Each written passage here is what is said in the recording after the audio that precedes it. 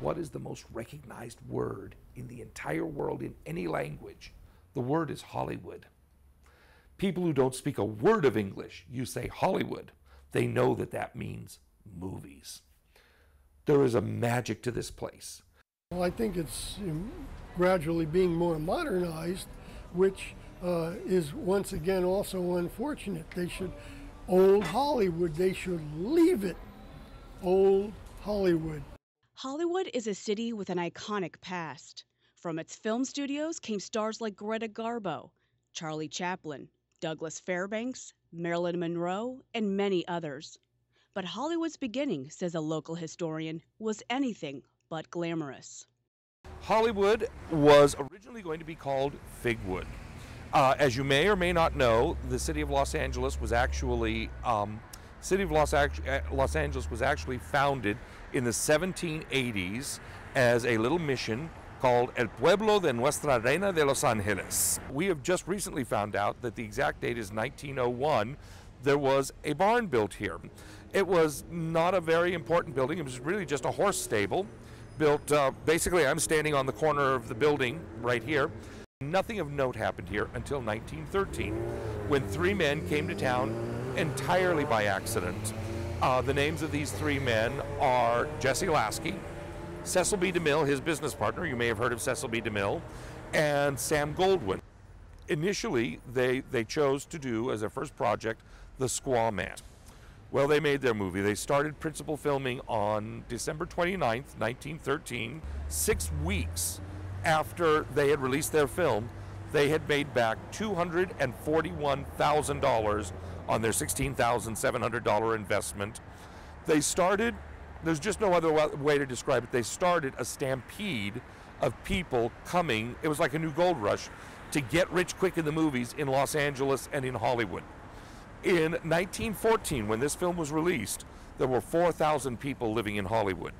6 years later, there were 44,000 people living in the same area of Hollywood. By the same token, there were 125,000 people living in Los Angeles in 1914.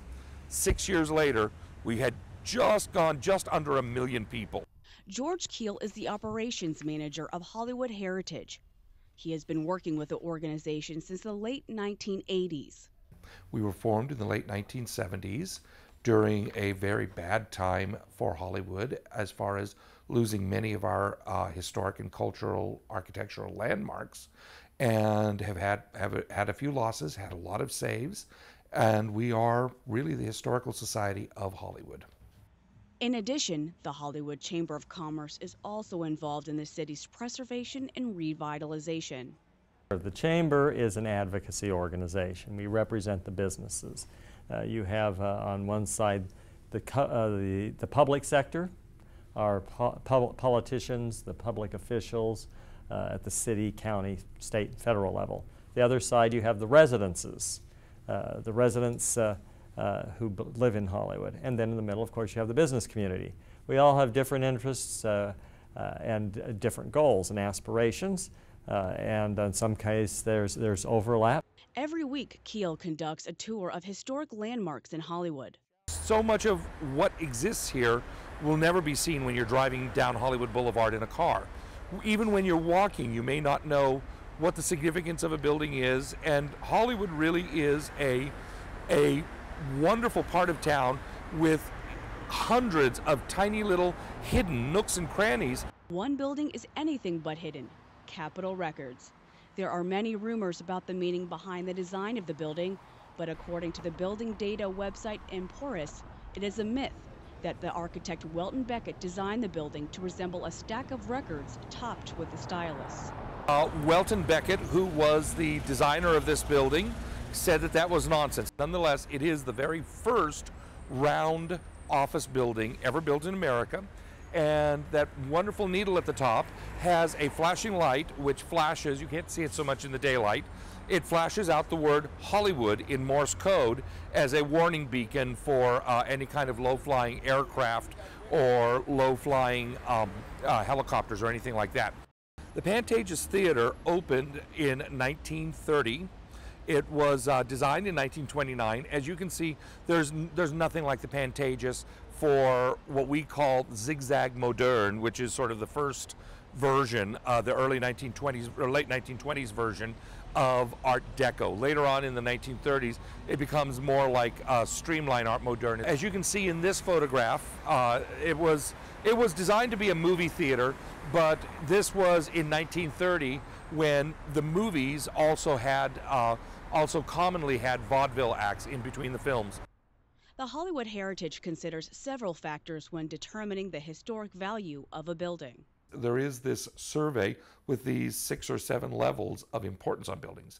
Well, number 1 being absolutely a sacred building in Hollywood, like or a sacred structure, let's say the Hollywood sign, or the Chinese Theater, or the Roosevelt Hotel. Others being maybe a mini mart that was built in 1999 on some corner.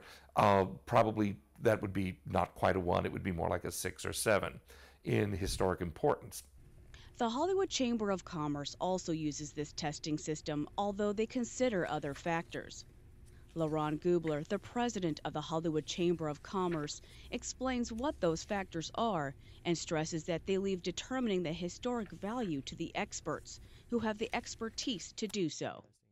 Part of the issues in Hollywood that are so difficult is that the buildings may not necessarily have any historic value, but what happened in the buildings may have historic value. So what if it's an old, just a tilt-up concrete building, nothing special about the design, but maybe a certain movie was filmed there. That's where you get into discussions about, well, should it be preserved or should it not? Ken Bernstein, the manager at the Office of Historic Resources for the City of Los Angeles, has their own method of determining the historic value of an old building. Breaks down into a few different categories. One would be architectural significance. Is the individual building an excellent example of a particular, of an important architectural style? Is it not more than just a representative example? Is it something that really embodies or kind of personifies a particular architectural style? So architectural significance would be one. Another would be association with important historic events. Oddly enough, when our organization started, our biggest problem was slumlords who were sort of doing demolition by neglect. They were leaving these wonderful old buildings empty. Kids were living in them, tricking out of them, doing lots of drugs, lots of prostitution out of these buildings, and these buildings were just going to rack and ruin because of it. Today, our biggest problem is not the slumlords. Our biggest problem is the developers who eye these buildings and want to purchase them, tear them down, build a new building.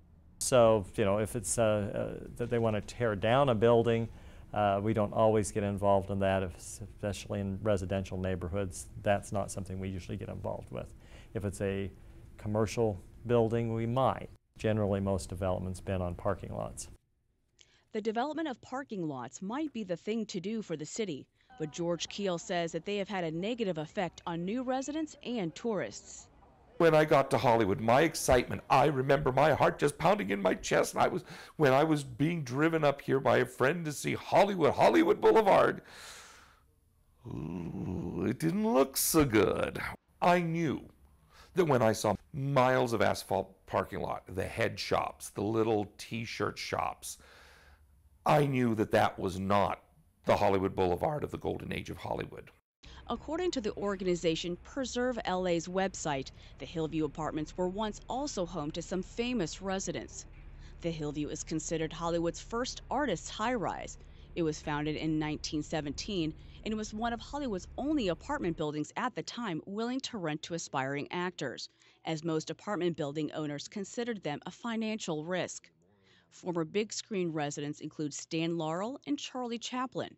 Chaplin was once a proprietor of the Hillview, and the Hillview eventually slipped into obscurity and into ruin, suffering structural damage during the building of the Red Line subway under Hollywood Boulevard. Sal Marciano has been a resident of Hollywood since the 50s and lived in the Hillview Apartments. That is why we were all told we had to evacuate. When it was finally really completely evacuated, it remained, once again, like a lot of the other buildings, vacant. Nobody wanted to touch it. And that is the problem with old Hollywood. These buildings are just going down, and nobody's paying attention to it. Nobody's trying to restore it. According to Discover Hollywood magazine, a closed Greyhound bus station on Cahuenga Boulevard is home to where the DeLongpre Mansion used to stand at the beginning of the 20th century. That was really the very first major tourist attraction in Hollywood before the movies came. The house, as I said, was built in 1902. Paul DeLongpre died in 1912. 10 years after he passed away, his home was torn to the ground and turned into commercial development. As you can see, the most recent was the Hollywood Greyhound bus station, and even that is closed now. The site of the DeLongpre Mansion is one of the last stops on Keel's weekly tours. The last stop is the location of where the Lasky Barn stands today as the Hollywood Heritage Museum. So here we come full circle at the end of our tour. This is the Hollywood Heritage Museum. You remember the barn we talked about at the very beginning of our tour at Selma and Vine? Well, it's been moved 3 times, so this is its 4th location. The building has been saved from the Wreckers Ball those 3 times, every time by some benefactor, the most recent benefactor being Hollywood Heritage. As optimistic as the Hollywood Heritage Organization is about their preservation efforts, former resident Sal Marciano shares a different view on their preservation goals. Well, I don't think the U.S. government is going to kick it in, because they're probably just not interested, and they may look upon it as a waste, and it's a shame. It is a loss to the community and to our heritage. I got to Hollywood, it seemed that there was no Hollywood.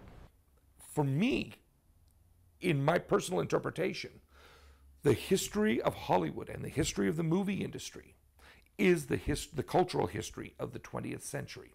Isn't that something we want to preserve? It is for me.